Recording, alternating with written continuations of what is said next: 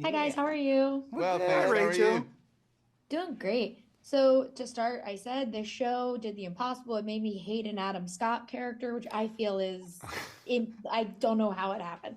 However, what I love about, Molly losing everything and having to come is like this little crew of people are so much fun to kind of watch as the story goes on because you all have such specifically different personalities.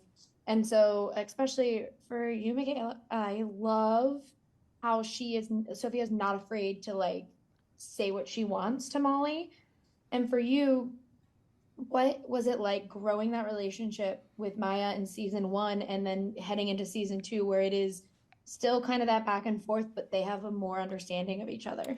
I think initially when I first came into it, I already had like my ideas of and dreams of working with Maya. And then meeting everyone else, it just became a dream come true. The progression of their relationship, obviously in the first season, we see Sophia as this no nonsense kind of woman, and she takes the bull by the horns and she lets the person know who is in the position to make a change, lets them know front on. And I think Molly kind of appreciated that.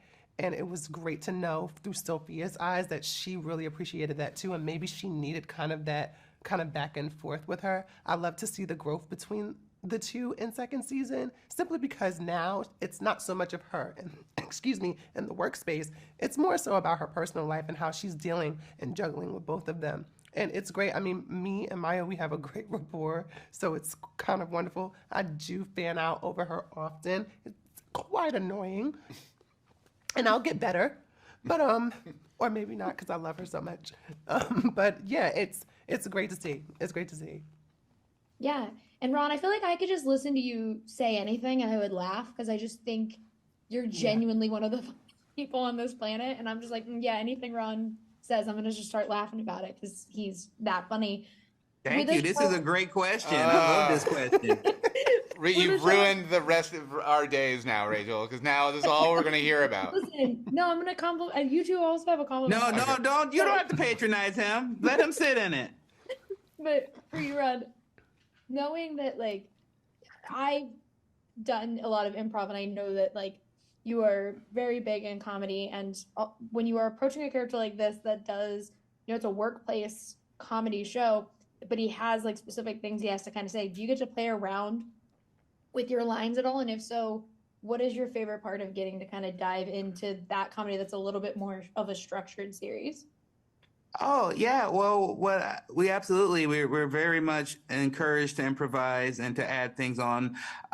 We usually do like a take that's very close to the script, and then we'll go back through and change things up, and I'll improvise little things. Sometimes I put in a few secret lines just to my friends. There's a line where I talk about Molly having her own country, and then she was like friends like pork chop and Fudge is just an actual friend of mine, and I thought he would get a kick out of it if I said his name on the show. And so I just try to have the most fun that I can. I think with this show, what I love about it is that it's just so well written and all the characters are so clearly defined that it gives me room to play. I can think about you can improvise without being wild and silly. I'm sure you know as an improviser, sometimes people want to make these big swings that take it out of character. But these characters are so defined that I can go like, oh, what else would Howard say here? What else would Howard say here? And it becomes very natural and much easier to do, especially when you have people like Michaela and like Nat, who I will compliment, even though he doesn't want it in return.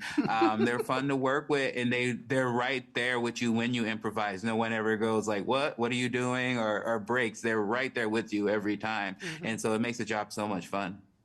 Yeah, and Nat, very quickly, listen, I am devastated because I loved it to the ends of this earth. I love Our Flag Means Death. Ah, And to see you do a comedy that is completely different from that, and you are just always kind of creating these characters that are so funny but drastically different from one another. What for you is your favorite part of doing a show like Loot versus something like that, where he is, kind of the butt of a joke, but he's still beloved?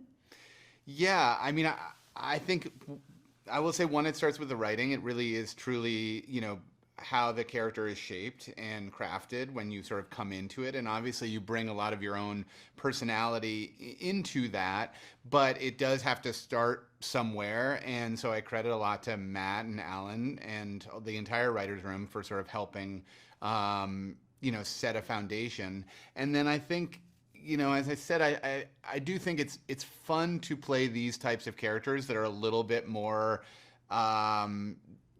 damaged and vulnerable and flawed, that have sort of these, there's a lot of room for growth with the character, and that's in itself a totally different challenge than something like Our Flag, which is a entirely different type of character. So I think as an actor, you always try to sort of play different things and stretch yourselves, and the more range you can sort of push yourself into, I think the better overall maybe you are in the long run. Yeah. Thank you guys so much for talking with me today. Before I leave, I want to say, Michaela, I want you to do a musical in New York. I'm a musical theater girly, and I'm so mad I missed you as Audrey. So I just need you to come to New York. I'm coming, don't worry. Thank you guys for talking with me. I really appreciate it. Of course. Thank you.